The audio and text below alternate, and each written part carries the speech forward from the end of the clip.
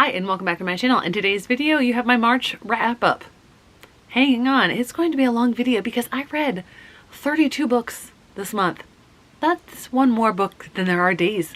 That was helped primarily by the Pokeathon gym that was midway through the month. I read several books that day.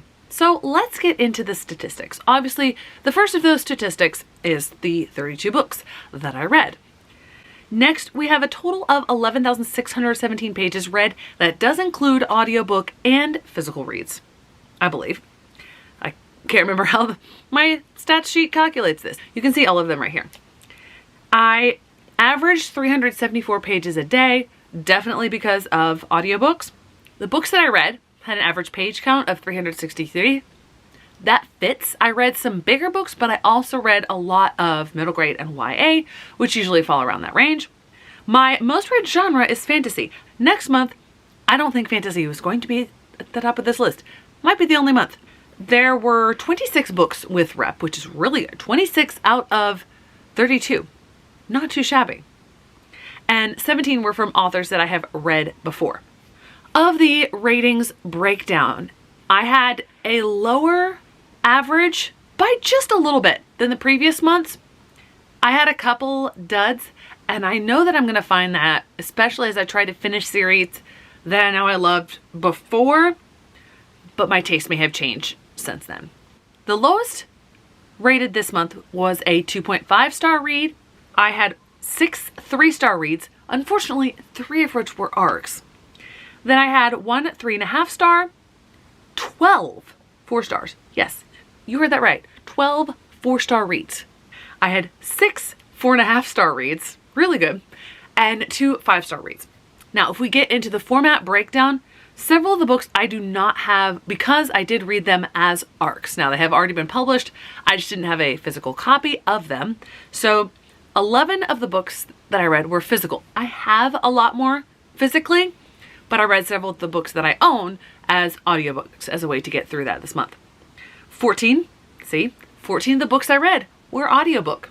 So thankfully, a little under half. I do still prefer physical reading. One of them was mixed media, and that was Crown of Feathers because I started it as audiobook, planned to finish it as an audiobook, but then Scribd went, no, we're going to take it back and you don't have access to this anymore, even though it was like 2 days later. And it wasn't going to give me access again until April 8th. And I'm like, this is on my March TBR. I'm going to read it. So that's the mixed media one. And then 6 were ebook, and those were all ARCs.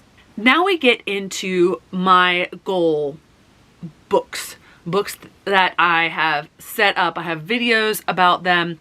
The Buzzwordathon series to start, 23 and 23, and clearing off my oldest TBR. I'm going to start by saying I did not start any new series this month. I did not start any new series from that list this month because the goal this month was to finish series. And I also did not choose any books from my oldest TBR. So those stats have stayed the same. As far as my Buzzwordathon book, I did in fact complete that.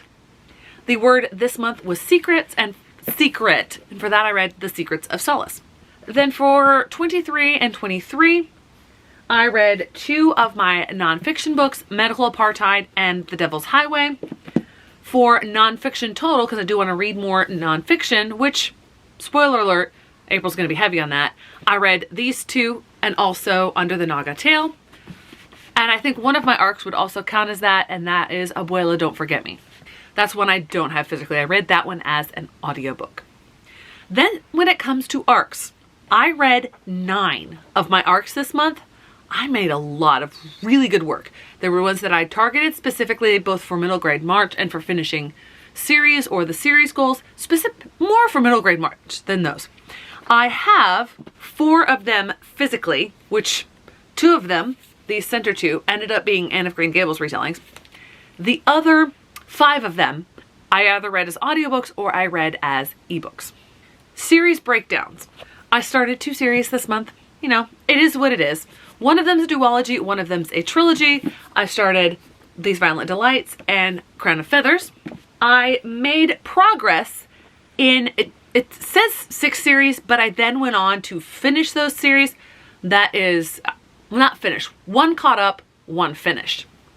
That is the Morgan Crow, the Nevermore series that I caught up with, and the Darker Shade of Magic trilogy that I finished. The 4 that I made progress in, but didn't finish, are the Love and Gelato series of companion novels with Love and Olives, the Up and Under series with Along the Saltwise Sea. This fit one of the prompts for Final Book Support Group, you know, my random letter generator starting with a U. I chose Up and Under series. The other was the, I don't remember what this series is called, something about Solace. This is a middle book of the trilogy, so I made progress with that. And then Lore Olympus I caught up with. I'm not saying it's finished because the webtoon's ongoing and book 4 is being published this year. I made good work on my series list this month and I finished 5 series, which is really good. Especially considering that on a month that I was supposed to focus on series, I read 18 standalones. It is what it is. So I've caught up with, I guess this one should technically be in that other stack, Holopox, which is catching up with the Nevermore series because book 4 is being published later this year. So I guess technically I finished 4 series, or I could say that I finished 6 series and caught up with one. You know, it is what it is. Ongoing series. I finished the Darker Shades of Magic series. This is the biggest book I read this month. I finished this duology. I don't think it has a name. The Rock on the River was the first, Fire in the Streets the second. I finished this trilogy, which is the Gaither Sisters trilogy. And I finished this companion duology. This book is getting unhauled, as you will see in just a moment. So there you have the statistics portion. Now I'm going to talk about all the books that I read this month. I may or may not miss some because that's 32 books. That's a lot of books. Okay, so now we are going to go from lowest rated on up. And the lowest rated book that I had this month is The Last Secret You'll Ever Keep. I figured this might be the case. This is more of a companion novel. I don't like the unreliable narrator trope, which you really had with this. It was fine-ish. Am I going to hold on to it? No, it's definitely getting unhauled, but I finished another series. Next, we have the 3 stars. So The Last Secret You'll Ever Keep was 2.5 stars. I have 2 3-star reads, and the first of those probably is the most disappointing of the month. I expected to be somewhat disappointed with The Last Secret You'll Ever Keep, and that is Furia by Jamile Said Mendez. This is one of the first books I read this month. I really wanted to enjoy what this book presented. The idea of it being set in Argentina, starring a futbolera, and dealing with everything that comes from that.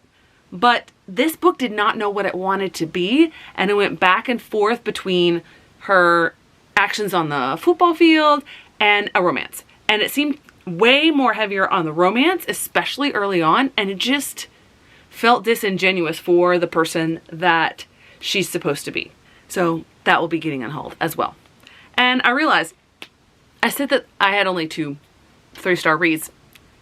I had 5, but only 2 of them physically. So I'm going to talk about the other physical one, and then I'm going to talk about the ebooks, which all 3 of them were ARCs. So the other physical read that let me down is the Secrets of Solace. This is book 2 in this trilogy. It is more of a companion, so it stars different characters than the first book in this series that I read just a few years ago.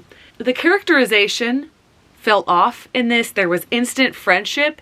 I was so intrigued by the world, but Johnson doesn't really explore it in here as much as I would hope. And I'm still going to read the conclusion in this trilogy, but if that one doesn't live up and it keeps a downward trajectory, I'll be unhauling the series. The next 3 of my 3-star reads are all ARCs that I read. The first of those was The Many Fortunes of Maya. This had a lot of potential. I ended up reading this one and thinking, what was the point of all of this? I think you tried to do way too much. There were so many conflicts in here, and also it was just going too many ways. And I think as I'm talking about this, I'm kind of muddling together this one and Sincerely Cicely, which I had a lot of similar issues with. The title talks about the fortunes, And Maya has this wheel of, fortunes that she's made, the fortunes that you can get from a Chinese takeout from a fortune cookie. And those occur throughout. Like, she uses the wheel throughout the story. Think about those fortunes. They're never great. They're usually never appropriate. Yet every single time she spun the wheel, whatever phrase that came up on the wheel applied to what had just happened or what was going to happen. It doesn't happen that way. Maybe once or twice be like, oh, well, that's interesting. For it to happen every time. Then we have a middle grade sci-fi, and that is a long way from home.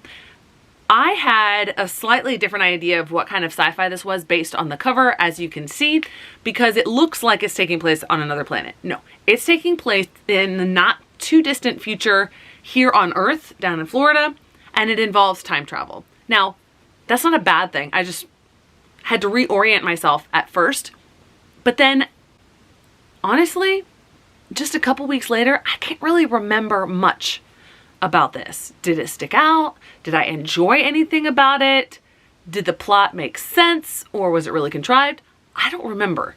And for me, that's not a good sign for a book, because I can usually remember what a book is about a couple weeks later when I do my wrap up. And the last one is a YA contemporary, and that is This Is Not a Personal Statement. I love this cover, as I mentioned in my wrap up. I mean, my recent reads, but it just fell flat. It was quite average all the way through. I was willing to give it the suspension of disbelief throughout the novel, all the escapades that Perla gets into as she's trying to make herself seem like she's a student of a university that she's not actually, because she doesn't get into any of these colleges. She's supposed to be this high achieving student, the daughter of immigrants. And then it really rubbed me the wrong way at the end of it with the way that they did the consequences, because it seemed way too, what's the word I want? Too heavy-handed. And it tipped that suspension of disbelief over to, that's too far. No. So those are my 3-star reads. Thankfully, that is only 6 of my reads this month. And as you saw in the stats portion, I read a lot this month. Before I get into the wins for the month, I'm going to talk about the 3 books that I did not rate. And those are 2 memoirs and 1 book that I read in Spanish. The book that I read in Spanish is Esperanza Renace. Pam Munoz Ryan is a brilliant author. There's a moment at the end of the book, which I'm not going to mention, that actually made me tear up a little bit. It was just so well done. It's one of those kind of moments that you see clips of, like reunions or things like that. It's just well done. But because Spanish is not my native language, I'm not going to be reviewing this book. The other 2 were memoirs. One was middle grade. Technically, I guess that's how it's classified. And the other was adult. The middle grade one was a big surprise for me because I rated another book by this author 1.75 stars because it just felt like trauma after trauma after trauma after trauma to this author. And there was no let up. There was no positivity, no nothing. And I think the framing of this novel in verse, this memoir in verse, Abuela Don't Forget Me, really was the key difference in it. Rex Ogle has prodigious talent, and what he went through was so heartbreaking. But there's hope and there's love in this because his abuela was the one person that loved him. Well, not the one person that loved him, but the one person who was consistent and positive in wanting what's best for him. And he's framing this novel basically as a love letter, a thank you to her. And the other one that I read was one that I won as a giveaway, and that is Under the Naga Tail by May Bunzin Tang. I learned so much about the Cambodian genocide through this, the way that the author's son, it's May's story, but his son does most of the writing. And in the author's notes, you know that the son was so gentle with his father and understanding as he's interviewing him and getting the notes for these books, because this was so traumatic for him. And I'm going to direct you to my recent reads for this where I go more in depth, but this needs to be read by a whole lot more people than it probably has gotten to already. And now I'm going to hold it up just to show, and there are 2 books that are not part of this stack These are my 4-star reads for the month. I had a lot of 4 stars. So let's start with the 2 that I don't have physical copies of. The first is a very short novella, The Mysteries of Thorn Manor. I really enjoyed Sorcery of Thorns, and this was just a feel-good return to this world. Sorcery of Thorns is still a standalone fantasy as far as I'm aware, although there are some things set at the end of this novella that make me think that we could return to this world as maybe a spin-off series. I just enjoyed my read. It was a really quick read. Will I be getting a physical copy? I don't know. Maybe if it was discounted, but I really enjoyed it. And the other is The Roof Over Our Heads. I read another book by this author, her debut novel actually, last year as part of SEASL, and that was Unscripted. That book packed such a punch and was so well done. I rated that 5 stars. It was one of my hidden gems, basically, of that list. There are not many that I wholeheartedly enjoy like I did that one. Well, not enjoy, because it talked about some really difficult topics. The Roof Over Our Heads does not have the stakes similar in any way to Unscripted. That's not saying that there's no stakes, but it's not the same type. First off, you have a male narrator in this one, as opposed to the female narrator. I'm having difficulty with that word in Unscripted. This one, it leans into the madcap comedy, humorous side of the whole situation, and just was so enjoyable to read. In this, the main character Finn and his family, they live in this Victorian era mansion in somewhere in upstate New England, somewhere in New England, not upstate, because there's more than one state in New England. But it needs to be repaired. And it's owned by the theater company that one of his moms works for. So the theater company is saying, it costs too much to upkeep this really old house. We're going to sell it.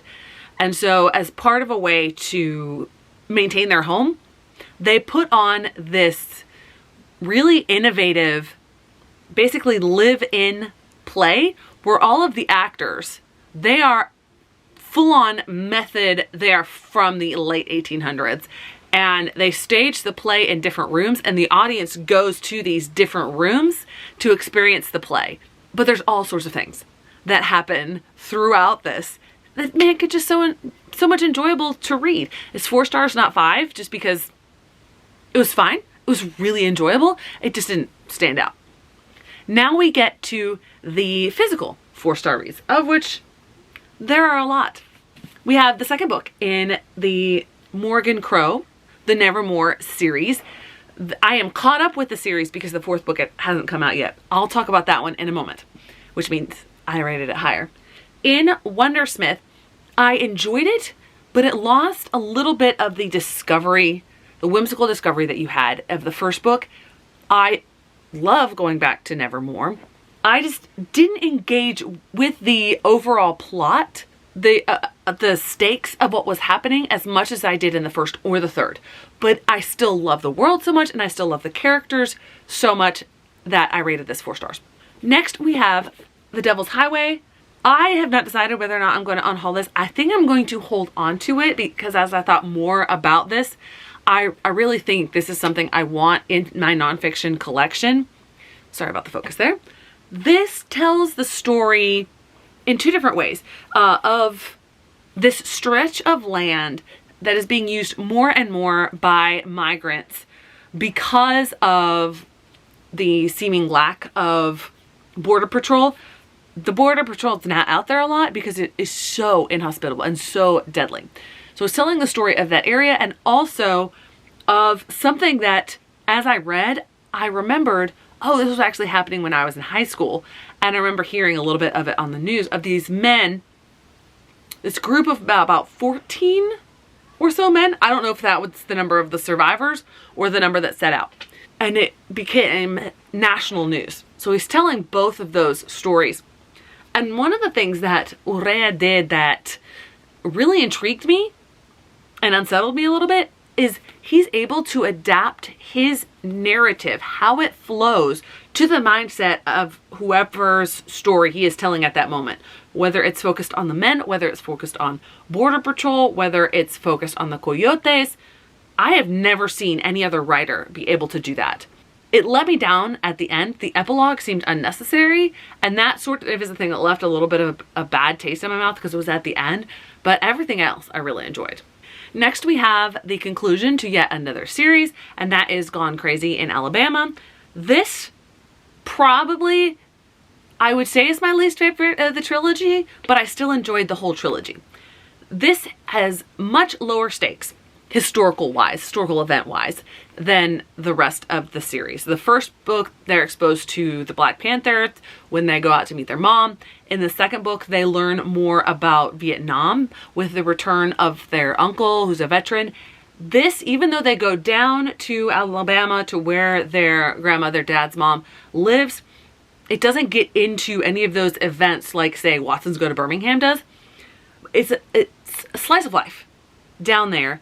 And it also is tying everything together and helping explain the relationships. Like, every major character makes an appearance in this book. And I think it was a fitting conclusion to the trilogy.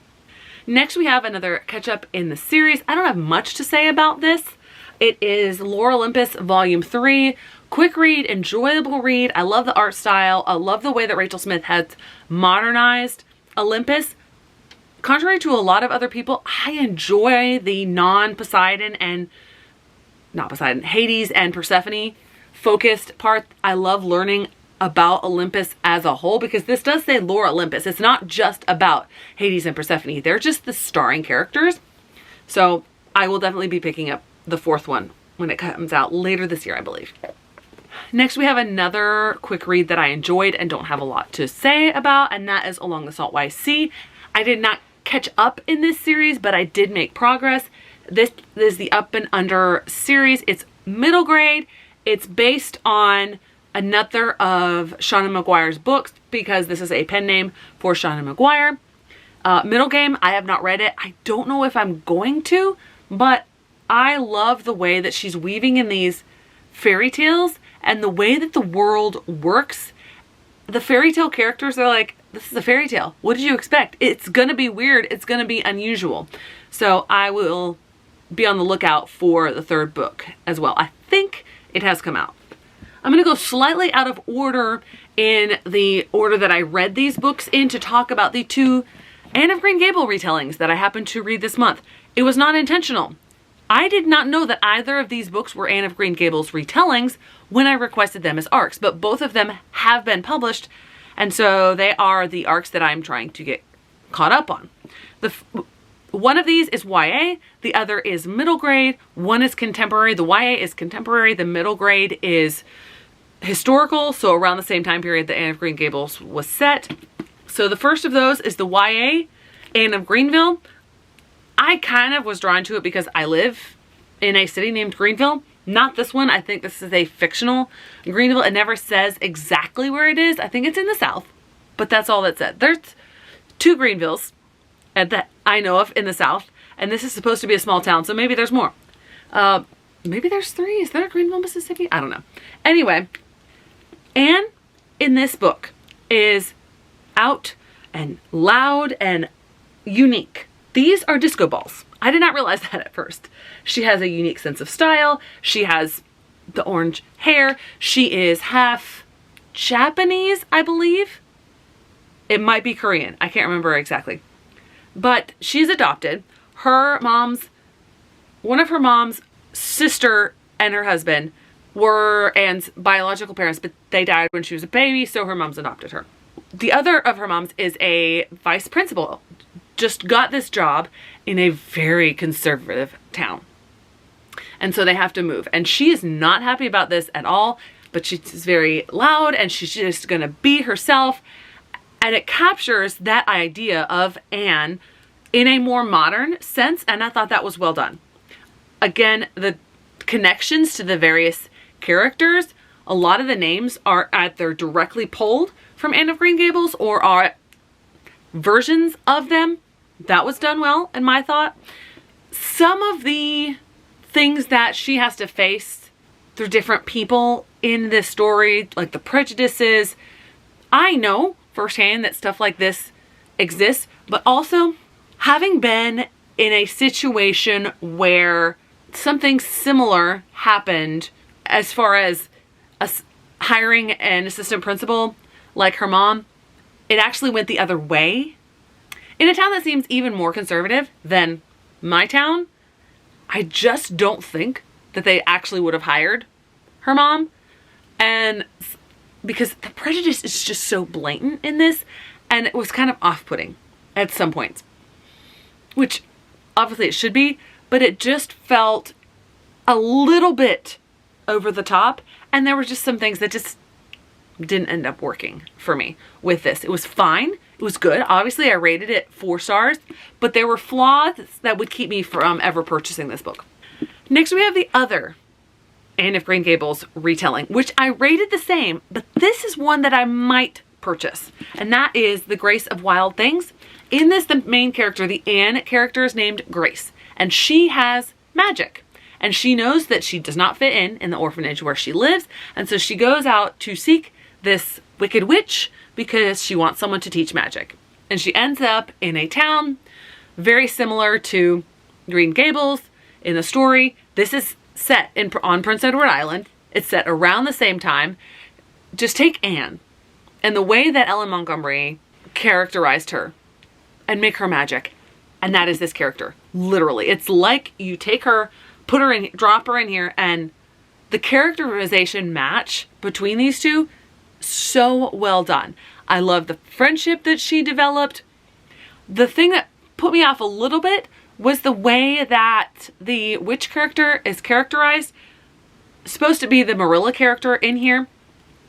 There were a handful of aspects about that just did not work for me, but I realized those changes might have been made because of the whole magic aspect of it.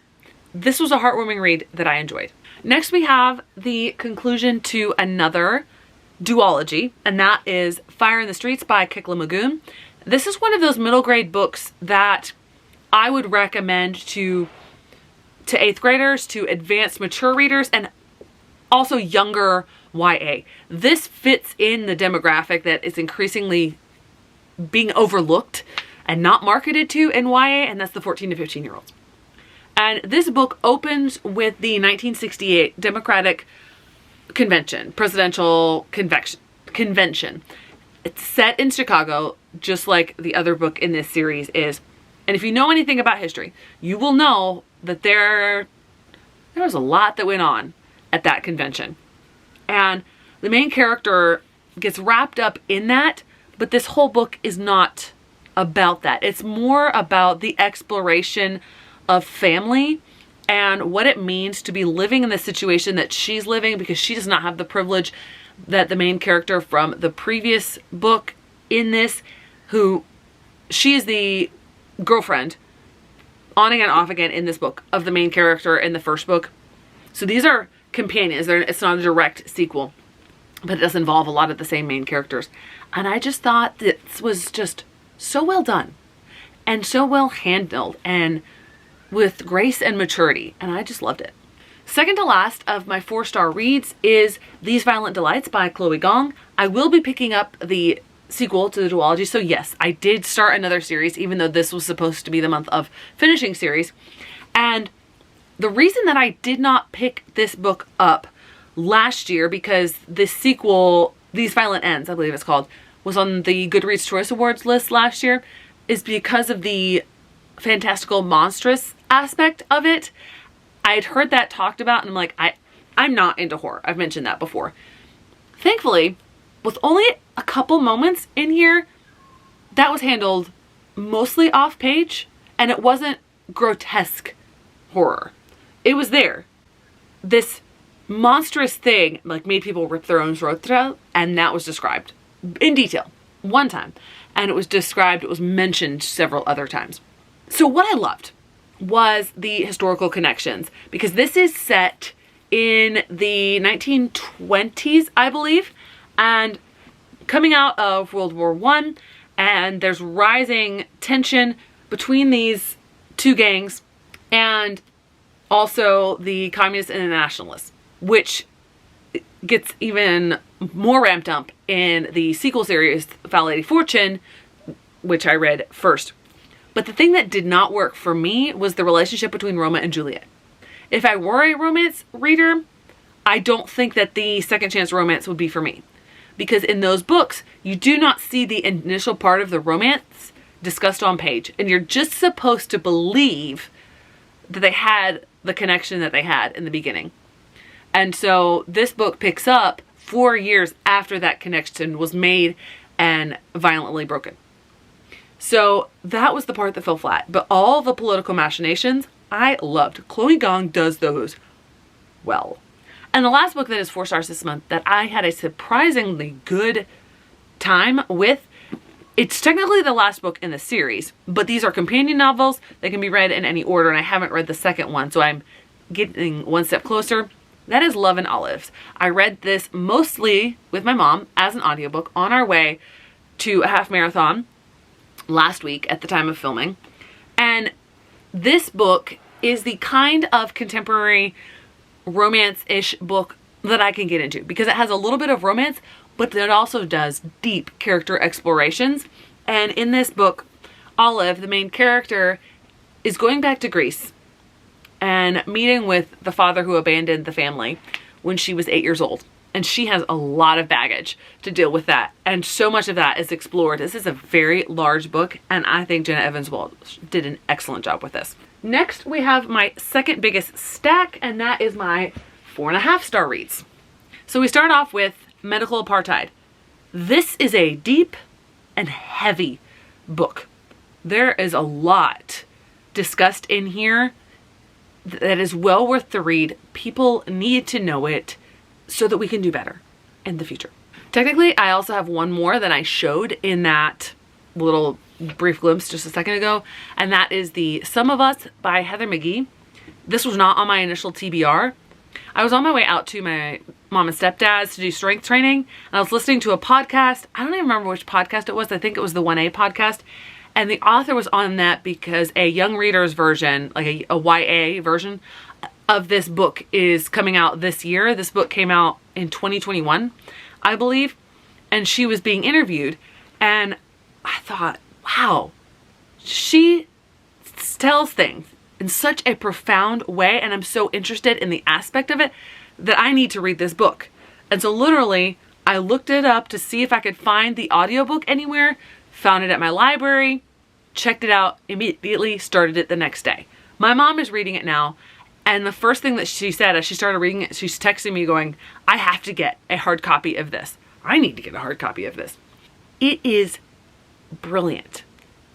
It analyzes American history to see the economic aspects of the racial injustice that has gone on throughout all of United States history. And it is so well told and explains so much. Heather McGhee has a very powerful voice in this narrative. I loved it. And I don't remember why I didn't end up rating it 5 stars, but I think it was a very high 4.5 star. Next, we have the book that was the group read for middle grade March, and that is A Rover's Story by Jasmine Warga. I knew that I had a high chance of really enjoying this book because I have given 5 stars to the 2 Jasmine Warga books I have read before. The only hesitation for me was it didn't seem like the setup of her previous books, which after reading this, I'm amazed at her writing ability. She is an autobi author for me. This book is told from the perspective of a Mars rover. That's the main character in here. You also have a secondary perspective of the daughter of one of the scientists who works on the Mars rover. Warga told this so well that I fully believed that Resilience, this rover, was actually one of the Mars rovers that went to Mars. I had to look it up and I'm like, wait, where's Resilience? I'm looking through this list. Oh, fictional character. So well done. The voice that she gave him was so believable because it's not like she's anthropomorphizing him. I mean, she is a little bit, but you could tell that he was an AI. He was a robot, and I loved it. Hands down, loved it. Next, we have a book that I thought was starting a series, but actually is a standalone. The reason I thought it was starting a series was it's a Rick Riordan Presents imprint book, and that is Race to the Sun by Rebecca Roanhorse. This is my first Rebecca Roanhorse book. I'm already going to put her Black Sun trilogy, whatever that's actually called, on my series to read next year. I really enjoyed her writing in here and her exploration of the Dene heritage and mythology. I thought it was just so well done and well structured to encapsulate it in one book. Fantastic. The last two books that I have that are 4.5 stars are A Gathering of Shadows, A Conjuring of Light. I'm going to talk about them together, but I'm just going to hold up this one because this one is too big and I can't hold them both in one hand. I really enjoy Victoria Schwab's writing. I have not given any of the books that I have read by her less than 4 stars. Now, my least favorite of those is The Invisible Life of Addie LaRue, but I've read Gallant. I've read her entire middle grade trilogy because the conclusion was on last year's Goodreads list. And now I've read this trilogy. I take that back. I think I rated Vengeful 3.5 stars, but I talked about that last month because I think I read that last month. I really enjoy her writing. Just certain things about some of her stories just don't necessarily work for me, but this trilogy really works for me, and I'm so excited about Threads of Power coming out later this year. I definitely will be hopping on that train because, let's face it, it's going to be on the Goodreads list. It's Victoria Schwab. I loved how the world was explored and broadened and how the character relationships were developed. Fantastic trilogy. I actually enjoyed this one. So many people that I've watched their videos who have really enjoyed the first 2 books did not like where it went in this book, and I thought it was just masterful. I could see things coming for a long way. Like, she telegraphed it. Even though she did that, when they happened, I gasped out loud. It really hit home for me. Victoria Schwab, masterful. I love this. I love the magic. I love the world. Fantastic. And so before I get into the 5-star books, I'm going to talk about the last 2 books that I read in the month, and I had them set aside to do my weekly wrap up because I haven't done that yet at the time of filming because it's running over into April. And I don't remember what I rated them, but I believe it was 4 stars for both. No, it was 4 stars for one, might have been 4.5, and the other one was 3 stars. So I'm going to talk about that one first. And this was technically the last book that I finished in the month, so it kind of matches how I started it. And that is The Buried and the Bound. This is a fantastic idea, a really intriguing premise. It just was a little bit of the weirdness that's just not for me. I just didn't care for it. Some of the things that were done, I love the exploration of witchiness and that whole culture. And the way that the characters were intertwined was fascinating because there's stuff that goes on between these 2 characters before the novel starts. There's stuff going on during the novel. The character here in the center interacts with both of these characters, and there's a big bad that they have to all work together to defeat. The thing that kind of even more let me down than some of the weirdness was the fact that besides the big bad that they're dealing with, you know, you can see as evidenced by those hands. Besides that, there was one other driving thing, especially for this character. It's never resolved. It's never addressed. Like, they figure it out, but it's not really resolved, which makes me think there might be a sequel. I don't think there is. This is a 2023 release. It's one of the arcs that I read as a physical copy. It just kind of fell flat for me, hence the 3-star rating. And lastly is another series that I started this month. So I started 2 series, unfortunately, but I really, really enjoyed it. And that is Crown of Feathers by Nikki Palpretto. The sister relationship in here is what sealed the deal for me. It's so fascinating. Val, I don't know what the actual definitions for a sociopath and psychopath are, but I think Val's one of those. And especially with the stuff that's revealed at the end of this book about Val, really makes me think. But the way that Veronica interacts with her, and then the way that she interacts with Tristan, and what she ends up doing and wanting, and her journey, really intriguing. The only thing that I didn't necessarily wholeheartedly like were the chapters in Seb's perspective. I understood, sort of, why they were there, how they were necessary in the plot. It just felt way too disconnected from the other two perspectives. You have Veronica's and you have Tristan's. And I think 1 or 2 chapters from Val.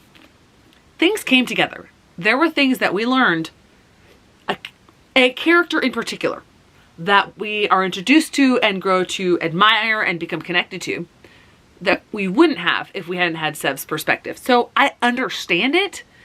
I just didn't prefer his perspectives. But overall, I'm really intrigued by this book. I've purchased the sequel, which you'll see, I don't know, sometime coming up. But then I saw that it's a trilogy. I thought it was just a duology. But maybe that's good because I like these books. Now we come to my 5-star reads. I'm going to go slightly out of order with these because I want to end with the best of this month. I'm going to talk about the second of these 5-star reads, Holopox. I loved this one so much. The whimsy that was missing a little bit from Wondersmith came back in full force in this one. Jupiter's here more. Her unit is a really actually united group. They're like brothers and sisters.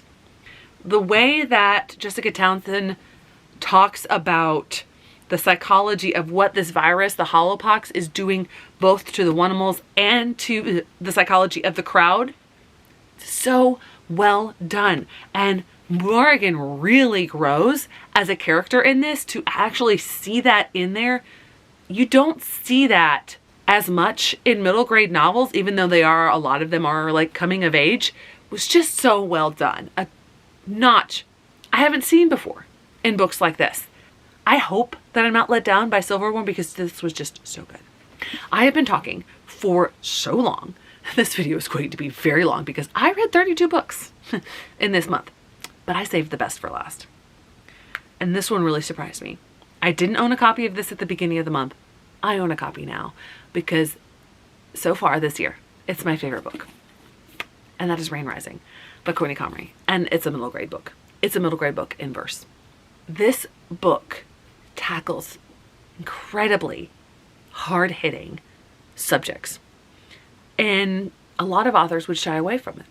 The main character, Rain, she struggles with, I don't think it's ever diagnosed as clinical depression, but it's clear that something is going on. She struggles with a lot of self-doubt. She beats herself up. She has a really terrible friendship. The other girl basically exploits her, is no good, makes her think bad about herself. Her mom has struggled with depression in the past. The dad walked out on the family. He's still around, but he walked out on the family, and so it's a little bit more difficult to make ends meet. Her brother is super supportive of her, but then he ends up going through something that causes some mental health struggles for him as well.